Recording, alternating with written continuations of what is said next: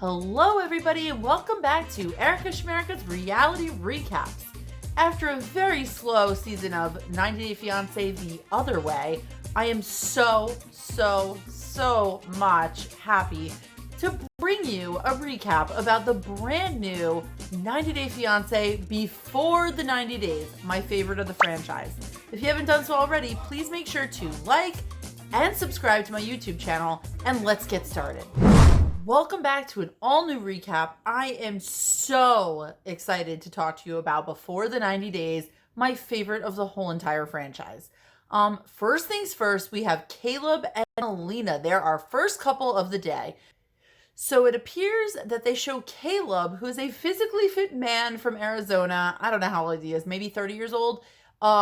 He's, got some muscles going on. He's running through the fields of cacti out in Arizona, having a great old time, trying to show off for the ladies. He's smudging things with sage. Girls are into that these days, aligning his chakras and whatnot.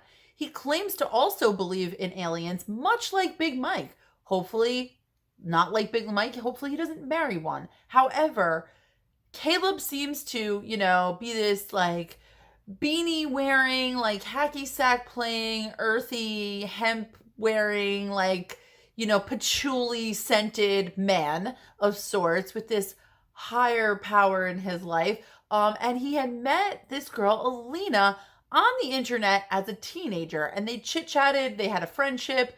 And he decided he was just randomly going to go to Russia, which seems to be a theme amongst these guys on 90 Day Fiancé. They randomly want to hang out in Russia. Cool. So he decides he's going to go to Russia randomly, goes through Russian Tinder, swiping away, and who does he swipe on? Elena's profile, his long-lost internet friend. Elena is a little person. She is beautiful. She really is a gorgeous girl, and she seems like a lot of fun. She's 27. She's living her best life with her friends. She has this super flamboyant friend / roommate named Elijah, and they live together. He wears some avocado print pajamas. Very fun. I love a good conversation print. And in the meantime, they also have a band called the BFF Band, aptly named for best friends. And she has a hit song with her BFF band called My P Word Has Wi-Fi, right? Mine has, maybe Ethernet or dial-up, but she has Wi-Fi. Anyway, so, they're having the greatest time of their lives, living their best single life, but she reconnects with Caleb, and now he's coming over to meet her in Turkey. Where have we heard this before? A girl named Elena meeting a guy in Turkey. Not so sure. Not to repeat a theme or anything 5 minutes after the last season ended. Hopefully this one doesn't end up with anybody trapping any feral cats. Anyway, Elena's parents are super worried about her traveling to Turkey all alone to meet a stranger from the interweb. So they suggest that her friend Elijah should go with her to help her because they're afraid that she might get crushed by people with carts at the airport. Now, being that she's a little person, this could be a realistic fear, but she also has a couple issues with her hands and her feet, so her walking is a little bit impaired, as well as, some of her capabilities of, being able to reach lights or, do certain things with her hands. So in any case, it looks like the two are going to meet up. Caleb didn't seem too thrilled about meeting up with Elena and her friend Elijah, being that he thought he could be the big provider for her the whole time and take care of her. And he keeps telling her that he's going to do this by picking her up and carrying her over his shoulder, which I'm assuming is the last thing any little person wants to hear, because that's probably a very valid fear they have on a daily basis, right? I would just think that's kind of rude to say. However, she's playing along with it oh, that sounds romantic. She did say I don't really want to hear that. Nonetheless, she's excited. She has a thing for Caleb. Hopefully they'll be smudging sage together and everything will work out. My personal Shmerica take on the situation is that it's not going to work out and that Caleb may go down as one of the douchiest guys in 90 Day history. The next couple we had the pleasure of watching were a blast from the past, superstar Soulja Boy, who has now been promoted to international superstar Soulja Boy, and his new baby girl, Kimberley. Every time he says it, he sounds like he's singing Kimberley and Kimberly. Kim is 50 years young, and she is living in San Diego, living her best life right near Big Ed.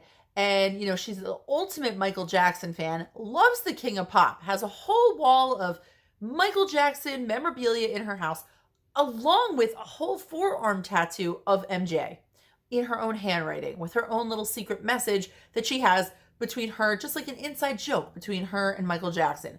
No one knows about it except the two of them, and maybe not even him. Anyway, so being that she's such a big lover of the musical arts, she decides to drop a random message to superstar Soulja Boy all the way over in Sokoto, Nigeria, him on the last season of 90 Day, and, probably assessing that situation went so well, she decided to drop a little like, hey there, right, sliding right in his DMs. She was completely shocked when Soulja Boy, had nothing to do and just messaged her back like, what's going on, baby girl Kimberley? So meanwhile, the two start talking. It develops into more of a flirtatious relationship. And then he puts her in the category of potential girlfriend. Can you believe it? Kimberley is doodling Mrs. Soulja Boy all over her notebook. She is thrilled. She lives with her mother, who doesn't really have a lot of mobility, and she's responsible. She's the sole caregiver for her mother. So she discusses with her mother, how excited she is for this trip, and they're going to Tanzania to meet up to watch Soulja Boy's new video shoot. So her mother, of course, the obligatory like relatives or friends give the person in this dumb relationship advice and like, how things could go wrong. They have to do this every season. So her mother, of course, runs down things, is he just using you? Like, is this going to go anywhere? But of course, she can't listen. She starts crying. Anytime anybody tells her something she doesn't want to hear, she's just going to cry. So she was crying. She needed a minute to gather herself before she went on to a new set of friends, her very much younger girlfriends, which really remind me of Danielle and her hired friends. And they discussed, the intimate details. So she touches on BGL a little bit by saying, he's a little scared of jumping into a relationship because of his ex. And in the meantime, doesn't really see the connection here that, she and BGL may have a few things in common. I don't know how many toes she has, but nonetheless. So in the meantime, she also admits that she would be willing to marry Usman, and, watch him moonwalk. However, she realizes that her toting abilities are far gone. She is not, going to tote an egg anytime soon. So because he may want children in the future, she has agreed that if they do get married, she would accept him having a second wife to bear the Soulja Boy name, so it would live on like a legacy. However, her friends are like, what are you talking about? Are we airing a new show called Seeking Sister Wife Soulja Boy? What is going on? This all sounds like a great plan to me personally. I cannot wait to watch this unfold. Clearly, my Shmerica first impressions are showing that this is going to be a disaster waiting to happen. The previews clearly showed her already spilling a glass in his face. I really hope she calls him local talent, and I just can't wait to watch the whole thing unfold. This one right here. This one is what 90 Day Dreams are made of. Gino, 51-year-old man from Michigan, and his new lady love, Jasmine, who is, I believe, 34, from Panama. OMG, so excited about Gino and Jasmine. So Gino is divorced. He had another foreign bride a long time ago. They're married for 7 years, and now he's just left on his couch, one of those recliners that probably plugs in like all kind of things with a cup holder, like having his Hungry Man dinners, his Swanson, his, Mama Celeste for one. And he's just kind of lonely. And he meets this girl on an international dating app, 90 Day Fiancé, sponsored by international dating apps. And he's so excited because she's so beautiful, and they fall madly in love. Gino, I can imagine her falling in love with Gino because he has an infectious giggle that will just always stay right in your brain because it's drilled in there like the sound of a demented squirrel meets Scooby-Doo. It's just something you're not going to forget, the giggle. I'm not personally going to impersonate it because I don't know that I want to go there. However, I highly recommend experiencing it for yourself firsthand.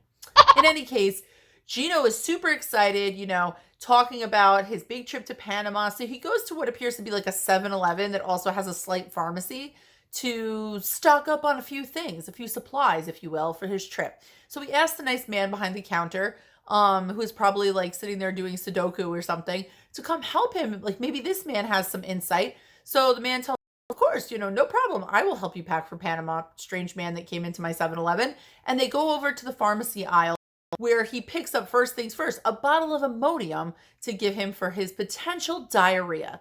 And on that bottle of Imodium is a picture of Mother Submit saying, if you have 3 to 4 diarrheas, you must carry on with your day. More than 5, 6 diarrheas, you take the Imodium. I think that was on the warning label at the bottom. I digress. So he gives him that. Then he gives him like a whole lesson on sensual lubricants, what each one, will feel like, and maybe the scents. And Gino's just like, oh, I appreciate it. Thank you. And the giggle. And then he, heads home where he meets up with his brother, Tony. Now, with names like Gino and Tony, it's like I'm picturing this like soprano-esque presence with like a gold chain and, the whole nine. He's got some good hair going, maybe some menegots, some gabagool, nothing. These Michigani Italiano Gino and Tony are not bringing, the soprano vibe. To mention that Gino is completely bald and wears a hat at all times. I'm not sure about the shower. Could be a possibility. He said only when he goes to bed it comes off. So he didn't really explain about the shower. However, I look forward to hopefully catching a glimpse of his Mr. Clean coif at some point in the next 14 weeks. So anyway, of course, the obligatory family thing, Tony and his wife, they, explain that this woman's just using him for money and that this is a dumb idea. But of course, Gino's going through with it. This girl, Jasmine, is totally getting Larissa-fied on his dime because he's paid for her eyebrows. He's paid for her extensions. He's paid for her lip injections. It's like Build-A-Bear for a woman. Weird science, if you will. So Gino's super excited. And then because you have to meet with 2 family members to tell you this is a dumb idea, he goes over to meet with his Uncle Marco Soprano. And he goes over to Uncle Marco's garage. It was some kind of like really cool hot rod garage. And they go in there and, Uncle Marco's guma, Sandy, is sitting. And they're both like, what are you doing this for? Come on. Forget about it. No, they didn't say that, unfortunately. I'm in New York, okay? This is what we say. You want to get Italian? Let's get Italian. Anyway, so basically, they try and talk him out of it. It's not to happen. But in the meantime, we get to see a little bit of Jasmine, and she's got a jealous side to her. She's very worried about, the distance and possibly losing Gino, because who doesn't want a guy with a hat on all the time who giggles like a squirrel while eating like, his Stouffer's French fried pizza? Sounds like a dream come true. Also, I don't think most authentic Italians want the Stouffer's pizza. Just putting that out there. Or Elio's, God forbid.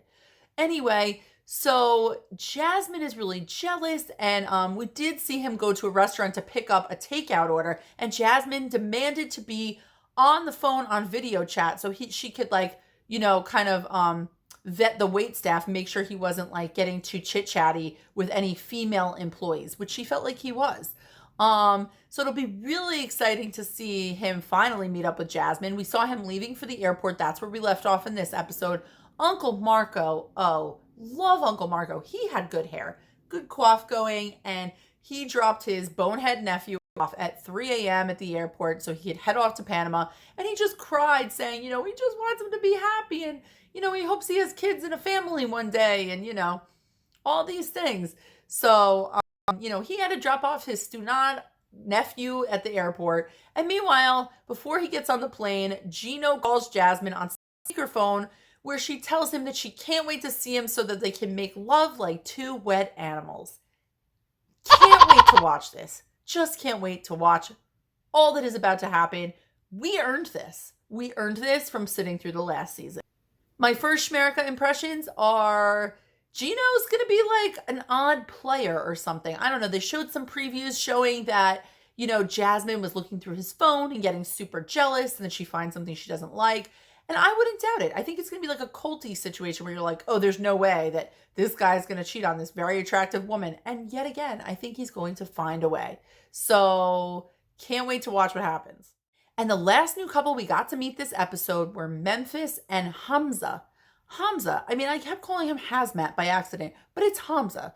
So Memphis is a 34-year-old woman, super successful career. She became a nurse practitioner, put herself through school with 2 kids, single mom, and she just felt like she wasn't really meeting the right type of guy. She wasn't getting any text responses. She was getting ghosted. So she decided to go on an international dating app. Why don't we all do that, right? And she meets a man from Tunisia, the hotbed for 90 Day Fiancé. This is the homeland of Muhammad, the Prophet Muhammad of 90 Day, and also Ziyad, so much, beautiful, sexy, so much. And also, I believe that Aladdin from The Other Way, the first season, I think he was from Tunisia originally before he went to Qatar, as Laura would say it. However, she met this man, Hamza, from Tunisia, and now she's flying all the way to Tunisia to meet him, where she plans on taking things slow. Like the first week, they're going to get to know each other, and the second week, they're going to get married. Because her big plan is to bring him back on a spousal visa. Of course, she has to meet up with her girlfriends while she's trying on like thongs and lingerie at a store to explain to them like all of her excitement about marrying this guy. And they're like, you should really take things slow. And she's like, we are getting married the second week. Hello. And she really explains the deep connection is that he never goes a day without texting her. And I think that sounds great. Of course, neither of them speak the other one's language. Why has that stopped anyone else in the past? No. And the only time they can really communicate is when they're having sexy time because they each understand the meaning of sex time. So we did get to see her shower with a shower cap on, which is very sexy in a lot of cultures, while having him on video chat giggling away. Not a Gino giggle, a regular giggle. Anyway, so the previews look a little bleak. I don't know. Nobody in her direct circle thinks this is a great idea, but Memphis is going to push through. And Shmerica's impressions, I think she's going to be quite disappointed with Hamza, and I think there's going to be a lot of haram going on. I was feeling a like Brittany and Yazin 2.0 coming on. Not sure it's going to go that way. I think Memphis is, a little more sophisticated, maybe equally as well endowed as Brittany, but nonetheless, very much looking forward to